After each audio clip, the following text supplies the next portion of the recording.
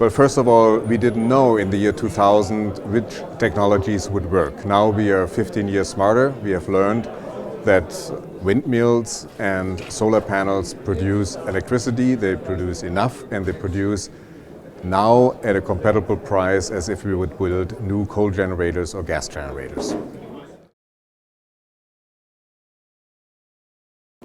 Well, back in 2000 it was indeed a big financial burden to substitute fossil fuels through renewables.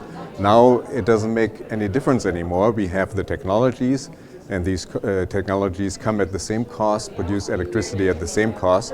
Now for us it's mainly a question how are we going to reinvent our power system, because once you have high shares of intermittent electricity from solar and from wind, then you have to change your power system. You have to change grids, you have to change the market design, and if you're smart, you don't do that alone as one country. You try to cooperate with neighboring countries, because everything that we want to do becomes much easier if we work together with our neighbors within the European institutions and of course within the European single market for electricity.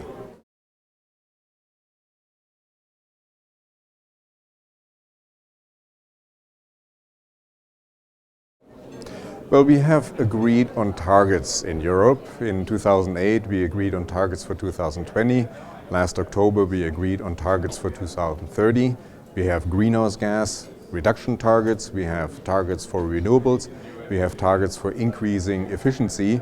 This is very important. We are moving at different speeds as member states of the European Union, but we are all moving in the same direction. That is perfectly okay, different speeds. We now have to watch out that whatever one country does not negatively affect another country. That's why cooperation is very important, and that's why we have to find common solutions, because if somebody is moving a little faster, he is facing problems that sooner or later the other countries are going to face too. So let's work on common solutions.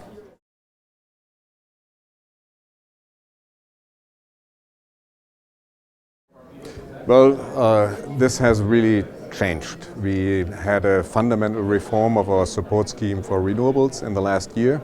The surcharge is stable now. Actually, it even went down a little bit, and we try to keep it at that level. So what is mainly important now is that we develop a new power system that on the one hand is very secure. German consumers are a little bit spoiled. We have an extremely stable power system and we want to keep it that way. So energy security is very important, and we have to make sure that we keep the costs under control, because this will be the crucial point. This Energiewende must not only become an ecological success story, it must also become an economic success story. So if we can keep our energy-intensive industry in Germany and at the same time move away from nuclear and fossil fuels over to renewables, I'm pretty convinced other countries will follow us.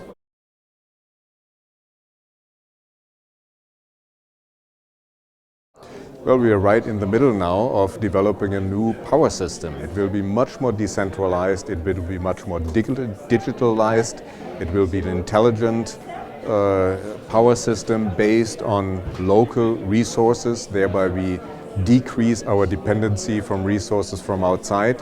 So this will increase energy security, and at the same time it will be environmentally friendly, and we will create hundreds of thousands of jobs.